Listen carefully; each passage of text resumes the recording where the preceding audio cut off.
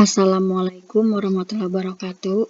Pada kesempatan kali ini Ibu akan menjelaskan tentang bioteknologi, yaitu pada bab 2 buku paket IPA semester genap ini. Kita langsung saja. Nah, yang pertama adalah pengertian bioteknologi. Apa itu bioteknologi? Nah, bioteknologi adalah penggunaan organisme atau bagian dari organisme untuk membuat suatu produk atau jasa sehingga dapat mensejahterakan manusia. Macam-macam bioteknologi dan perbedaannya. Yang pertama ada bioteknologi konvensional, yang kedua ada bioteknologi modern.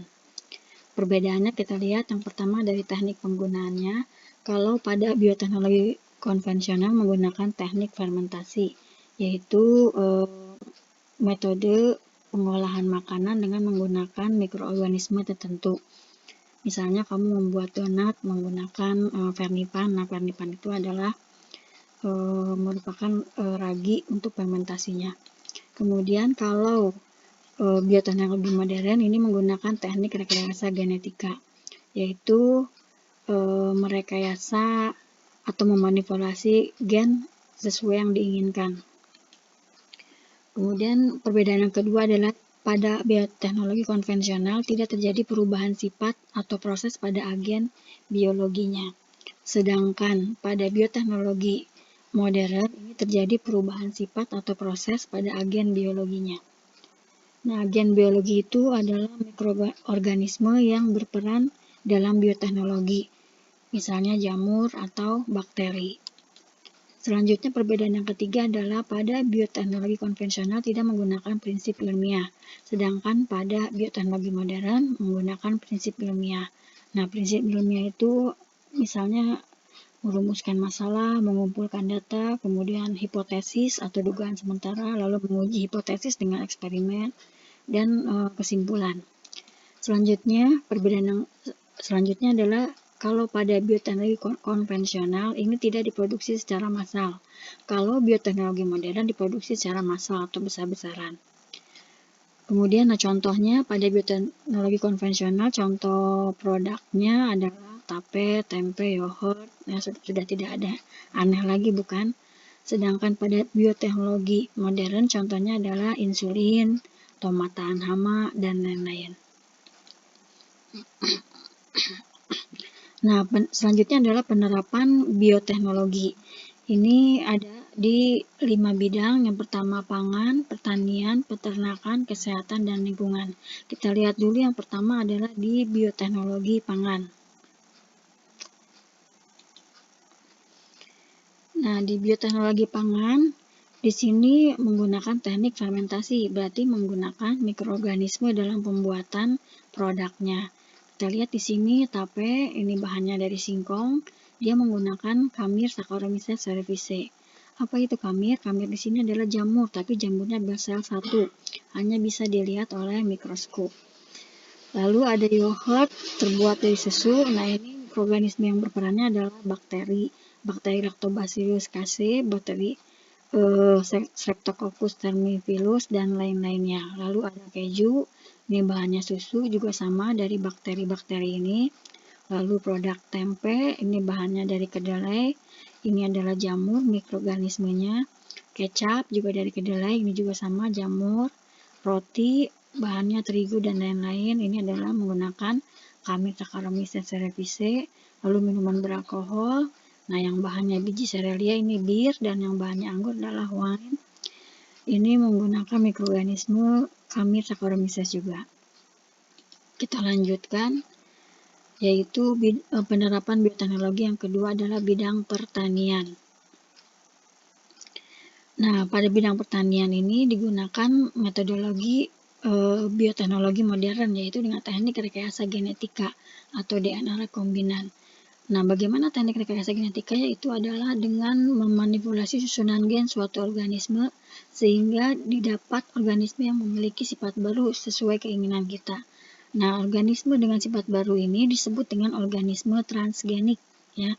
Contohnya adalah tanaman transgenik, yaitu beras golden rice, yaitu beras yang banyak mengandung vitamin A. Lalu ada hewan transgenik, yaitu sapi transgenik.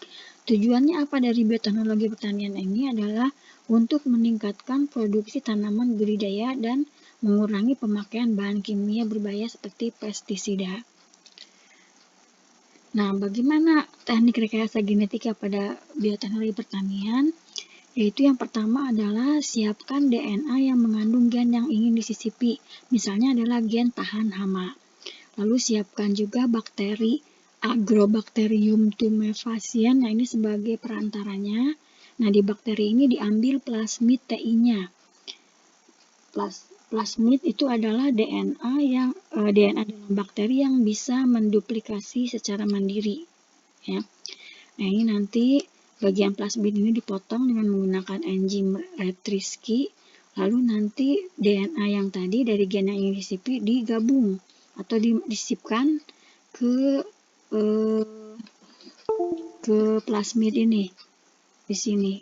Nah, nanti hasil gabungannya, hasil sisipannya itu nanti digabung dengan menggunakan enzim ligase sehingga dihasilkan plasmid TI rekombinasi atau plasmid TI gabungan, ya. Nah, nanti plasmid TI ini dimasukkan ke sel tumbuhan sehingga nanti tumbuhan atau tanaman tersebut sel-selnya akan beregenerasi sehingga nanti dihasilkanlah tumbuhan dengan sifat yang baru yang sesuai gen yang disipi tadi, yaitu gen yang tahan hama. Nah, itu adalah teknik rekayasa genetika. Selanjutnya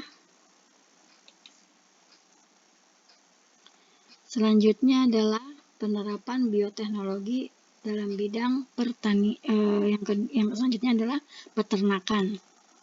Kita lihat, ya. Nah, ini juga sama menggunakan teknik rekayasa genetika untuk menghasilkan hewan transgenik. Contohnya adalah pemberian hormon. Apa itu hormon? Hormon ini adalah zat kimia yang diproduksi oleh kelenjar endokrin yang mempunyai efek tertentu pada aktivitas organ lainnya dalam tubuh. Nah, dalam hal ini adalah pemberian hormon BST pada sapi perah sehingga produksi susunya meningkat. Lalu yang kedua adalah contohnya menggunakan gen pengkode enzim. Apa itu enzim? Enzim adalah protein yang berfungsi sebagai katalis, ya, dalam proses reaksi kimia. Jadi untuk mempercepat reaksi kimia. Dalam hal ini adalah memasukkan enzim lisostapin yang diambil dari bakteri Staphylococcus stimulan sehingga dihasilkan sapi transgenik tahan penyakit mastitis. Atau juga penggunaan bioteknologi peternakannya adalah pada sapi sehingga dihasilkan sapi yang dagingnya berkualitas dan mampu tumbuh dengan cepat. Yang selanjutnya adalah di bidang kesehatan. Nah, bioteknologi di bidang kesehatan ini diterapkan yang pertama antibiotik, yaitu kemudian pada hormon insulin sintetis, lalu pada vaksin. Kita lihat dulu yang pertama adalah di antibiotik. Nah, apa itu antibiotik? Antibiotik adalah senyawa yang dapat menghambat pertumbuhan mikroorganisme lain. Nah, antibiotik ini pertama kali ditemukan oleh Alexander Fleming tahun 1228. Nah, ini antibiotik penisilin yang ditemukan, yaitu nama mikroorganisme yang berperannya adalah Penicillium notatum dan Penicillium chrysogenum. Kemudian ditemukanlah antibiotik lain. Nah, ini bisa kamu baca sendiri, ya. Kemudian kita lanjutkan. Yang kedua adalah insulin sintetis. Nah, ini insulin, ya. Insulin ini adalah hormon untuk mengatur kadar gula dalam darah. Biasanya diproduksi oleh pankreas. Nah, kalau pankreasnya terganggu, maka tubuh nanti akan menghasilkan, dalam tubuh banyak sekali mengandung zat-zat gula sehingga nanti akan menyebabkan penyakit diabetes, yaitu dalam hal ini adalah diabetes mellitus tipe 1 karena sel-sel pankreasnya tadi rusak sehingga tidak menghasilkan hormon insulin. Nah, bagaimana rekayasa genetika menggunakan hormon insulin? Insulin sintetis atau hormon insulin buatan ini, yang pertama adalah diambil dulu DNA pengkode insulinnya dari sel pankreas. Kemudian dari bakteri E. coli, ya ini diambil plasmidnya. Kemudian nanti plasmid ini dipotong, kemudian disisipkan DNA pengkode insulinnya pada plasmid ini. Kemudian plasmid yang sudah digabung dengan DNA insulin tadi dimasukkan ke bakteri. Nah, nanti bakteri ini bisa menghasilkan hormon insulin. Dan hormon insulin ini nanti bisa disuntikan pada penderita diabetes tipe 1. Nah, selanjutnya yang terakhir adalah vaksin. Nah, bioteknologi kesehatan vaksin. Ya, apa itu vaksin? Kita lihat vaksin adalah bibit penyakit berupa bakteri atau virus yang sudah dilemahkan. Nah, kemudian ada vaksinasi, yaitu adalah proses peningkatan sistem kekebalan tubuh dengan cara memasukkan vaksin ke dalam tubuh seseorang sehingga memiliki kekebalan terhadap penyakit tertentu. Nah, bagaimana cara kerja tubuh yang dimaksudkan vaksin ini? Kita lihat di gambar. Yang pertama, kita lihat di sini. Nah, ini yang warna oranye ini. Ini adalah vaksin-vaksin sebagai antigen. Dia akan masuk ke dalam tubuh, diterima oleh reseptor antigen, ya. Kemudian nanti masuk ke dalam sel darah putih, dan sel darah putih akan mengenali vaksin tadi. Kemudian nanti sel darah putih akan membelah. Nah, ini membelah menjadi dua, menjadi sel memori yang tetap memiliki molekul antibodi. Dan nanti dia untuk penangkal lagi seperti yang awal tadi jika ada penyakit yang masuk. Lalu yang berikutnya adalah dia akan membelah menjadi sel plasma. Nah, membelah sel plasma ini, molekul antibodinya ini akan dilepas ke dalam tubuh sehingga nanti tubuh akan memiliki kekebalan terhadap penyakit tertentu. Nah, ini pula yang nanti jika kalian divaksin COVID, beginilah cara kerjanya dalam tubuh vaksin tersebut. Nah, bioteknologi kesehatan sudah selesai. Selanjutnya kita lihat yaitu penerapan bioteknologi yang kelima, yaitu pada bioteknologi lingkungan. Nah, penerapan bioteknologi lingkungan ini contohnya digunakan untuk mengatasi pencemaran, misalnya pencemaran minyak bumi di laut, yaitu dengan cara di sini memanfaatkan bakteri dari genus Pseudomonas, yaitu bakteri ini nanti akan memecah molekul hidrokarbon atau molekul minyak ini menjadi molekul karbon dioksida. Kenapa minyak bumi ini berbahaya jika mencemari lautan? Sebab nanti minyak bumi ini akan menghalangi masuknya oksigen ke dalam air laut, sehingga nanti akan mengganggu makhluk hidup yang ada di dalam laut. Nah, untuk meningkatkan pertumbuhan bakteri Pseudomonas ini, maka harus diberi nutrisi. Yaitu dengan cara disemprotkan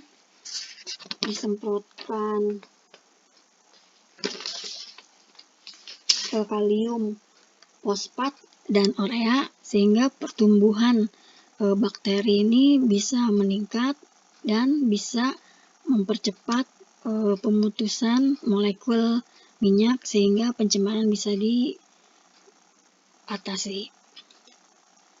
Nah, selanjutnya bahasan yang terakhir adalah dampak penerapan dan pengembangan bioteknologi. Dampaknya terhadap lingkungan, yaitu menyebabkan polusi gen, ya. Polusi gen ini yaitu pencemaran di mana tanaman transgenik ini mencemari tanaman yang alami, sehingga nanti tanaman alami bisa berkurang lama-lama. Nah, yang kedua, akibat atau dampak terhadap lingkungan yaitu menimbulkan hama yang baru. Organisme transgenik itu organisme yang mempunyai sifat unggul, sehingga nanti hamanya juga lebih unggul atau lebih kuat daripada hama sebelumnya. Nah, yang kedua adalah dampak terhadap kesehatan. Nah, ini bisa menyebabkan reaksi alergi pada orang-orang tertentu yang tidak tahan. Lalu, Dampak yang kesehatan juga yang berikutnya adalah berdampak buruk pada kesehatan bila dikonsumsi berlebihan. Yang berikutnya adalah dampak terhadap sosial ekonomi. Nah, ini akan menyebabkan kesenjangan ekonomi. Ya, orang yang menggunakan bioteknologi, rekayasa genetika, dia akan menghasilkan produksi yang melimpah, sehingga para petani tradisional itu akan kalah.